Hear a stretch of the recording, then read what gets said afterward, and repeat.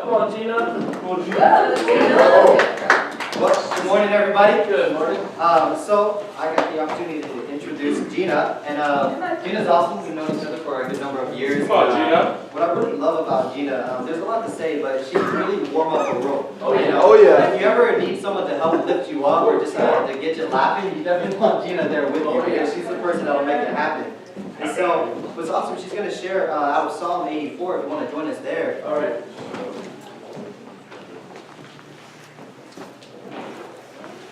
And in Psalm chapter 84, starting in verse 1,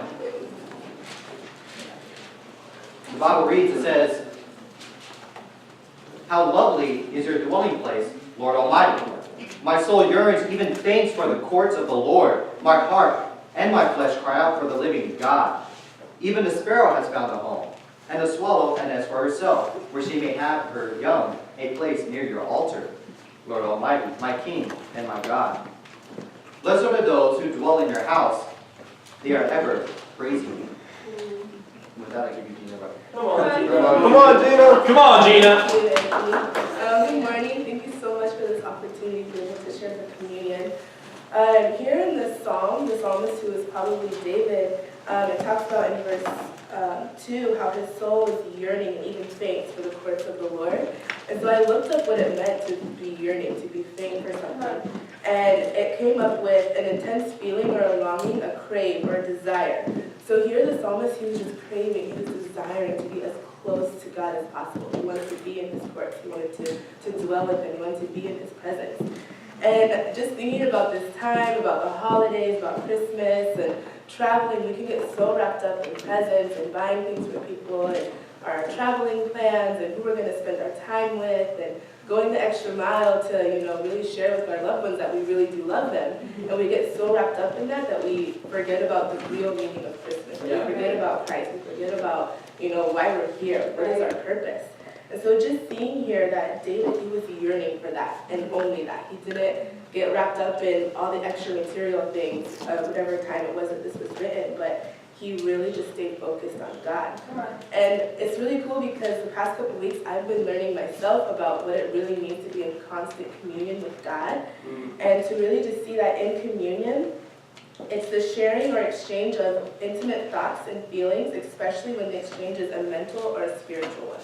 So how much time do we spend in prayer? How much time am I actually going to God? I'm a person who can get very wrapped up in I make little task lists in my mind. And it's okay, how many things can I accomplish today? How am I going to get them done? And then at the end of the day, I can freak out, oh my gosh, I only got half of the things done in my mind, right? But instead of just thinking about God, taking God with me through all of those things, through all of my emotions, through the ups and the downs, God is going to be able to carry me through those. He's going to be able to carry all of you through those as well.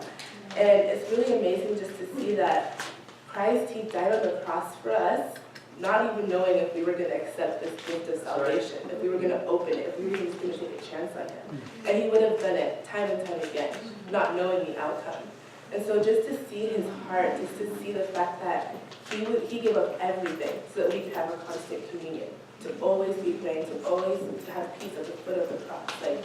He did that for us, and our exchange in that needs to be a heart that is yearning and just longing to be there with him. In Psalm 84, verse 10, it says, "Better is one day in your courts than 1,000 elsewhere.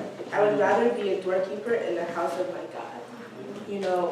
To be just a doorkeeper, even if that's as close as we can get, that's how we just need to yearn for that, to push everything else aside. We don't want to be anywhere else. I don't want to be anywhere else.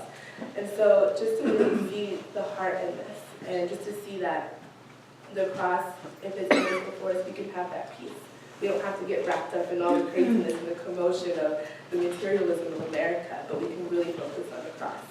And in verse 12 it reads, "Lord Almighty, blessed is the one who trusts in you." And blessed, it means to be superlatively happy. We can have true happiness when we trust in God. So throughout these holidays, I'm going to really just be focusing on God, focusing on the cross, and I'm really just grateful to be able to share this with you, and I hope that you can join me in really just yearning and longing to be close to God. Come on.